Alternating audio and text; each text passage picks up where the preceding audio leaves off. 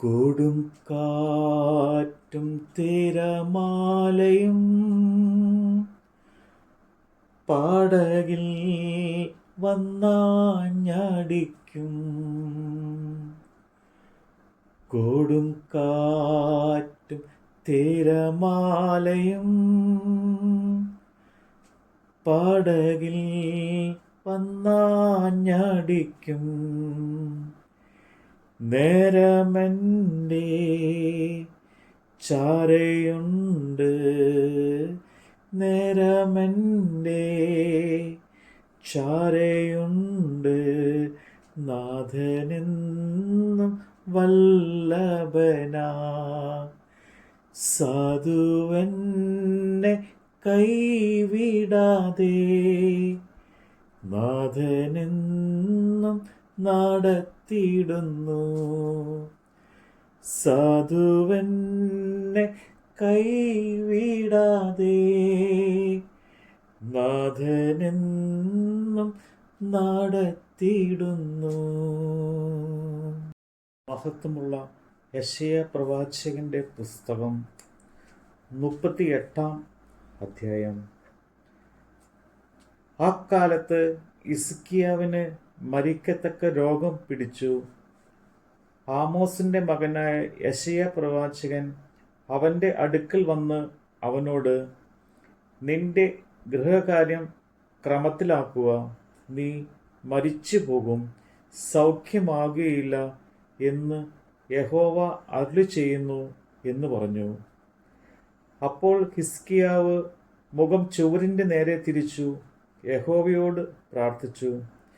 അയ്യോ യഹോവേ, ഞാൻ വിശ്വസ്തയോടും ഏകാഗ്ര ഹൃദയത്തോടും കൂടെ തിരുമുമ്പിൽ നടന്നു, നിനക്ക് പ്രസാദമുള്ളത് ചെയ്തിരിക്കുന്നു എന്ന് ഓർക്കണമേ എന്ന് പറഞ്ഞു ഹിസ്കീയാവ് ഏറ്റവും കരഞ്ഞു. എന്നാൽ യെശയ്യാവിന് യഹോവയുടെ അരുളപ്പാട് ഉണ്ടായത് എന്തെന്നാൽ, നീ ചെന്ന് ഹിസ്കീയാവോട് പറയേണ്ടത്, നിന്റെ പിതാവായ ദാവീദിന്റെ ദൈവമായ യഹോവ ഇപ്രകാരം അരുളി ചെയ്യുന്നു, ഞാൻ നിന്റെ പ്രാർത്ഥന കേട്ടു, നിന്റെ കണ്ണുനീർ കണ്ടിരിക്കുന്നു. ഞാൻ നിന്റെ ആയുസ്സിനോട് 15 സംവത്സരം കൂട്ടും. ഞാൻ നിന്നെയും ഈ നഗരത്തെയും അശ്ശൂർ രാജാവിൻ്റെ കയ്യിൽ നിന്ന് വിടുവിക്കും. ഈ നഗരത്തെ ഞാൻ കാത്ത് രക്ഷിക്കും. യഹോവ താൻ അരുളി ചെയ്ത ഈ കാര്യം നിവർത്തിക്കും എന്നുള്ളതിന് യഹോവയുടെ പക്കൽ നിന്ന് ഇത് നിനക്ക് ഒരു അടയാളമാകും. ആഹാസിന്റെ ഘടികാരത്തിൽ സൂര്യഗതി അനുസരിച്ച് ഇറങ്ങിപ്പോയിരിക്കുന്ന നിഴലിനെ ഞാൻ 10 പടി പിന്നോക്കം തിരിയുമാറാക്കും. അങ്ങനെ സൂര്യൻ ഘടികാരത്തിൽ ഇറങ്ങിപ്പോയിരുന്ന 10 പടി തിരിഞ്ഞു പോന്നു. യഹൂദ രാജാവായ ഹിസ്കീയാവിന് രോഗം പിടിച്ചിട്ട് അത് മാറി സുഖമായ ശേഷം അവൻ എഴുതിയ എഴുത്ത്, എൻ്റെ ആയുസ്സിൽ മധ്യാഹ്നത്തിൽ ഞാൻ പാതാളവാതിൽക്കകം പോകേണ്ടി വരുന്നു. എൻ്റെ ആണ്ടുകളുടെ ശേഷിപ്പും എനിക്കില്ലാതെ പോയി എന്ന് ഞാൻ പറഞ്ഞു. ഞാൻ യഹോവയെ ജീവനുള്ള ദേശത്ത് വെച്ച് യഹോവയെ കാണുകയില്ല. ഞാൻ ഭൂവാസിയുടെ ഇടയിൽ വെച്ച് ഇനി മനുഷ്യനെ കാണുകയില്ല എന്ന് ഞാൻ പറഞ്ഞു. എൻ്റെ പാർപ്പിടം നീങ്ങി ഒരു ഇടയ കൂടാരം പോലെ എന്നെ വിട്ടുപോയിരിക്കുന്നു. നെയ്ത്തുകാരൻ തുണി ചുരുട്ടും പോലെ ഞാൻ എൻ്റെ ജീവനെ ചുരുട്ടി വയ്ക്കുന്നു. അവൻ എന്നെ പാവിൽ നിന്ന് അറുത്തു കളയുന്നു. ഒരു രാപ്പകൽ കഴിയും മുമ്പേ നീ എനിക്ക് അന്തം വരുത്തുന്നു. ഉഷസ് വരെ ഞാൻ എന്നെ തന്നെ അടക്കിക്കൊണ്ടിരുന്നു. അവനോ സിംഹം പോലെ എൻ്റെ അസ്ഥികളെയെല്ലാം തകർത്ത് കളയുന്നു. ഒരു രാപ്പകൽ കഴിയും മുമ്പേ നീ എനിക്ക് അന്തം വരുത്തുന്നു. മീവൽ പക്ഷിയോ കൊക്കോ എന്ന പോലെ ഞാൻ ചിലച്ചു. ഞാൻ പ്രാവ് പോലെ കുറുകി. എൻ്റെ കണ്ണ് ഉയരത്തിലേക്ക് നോക്കി ക്ഷീണിച്ചിരിക്കുന്നു.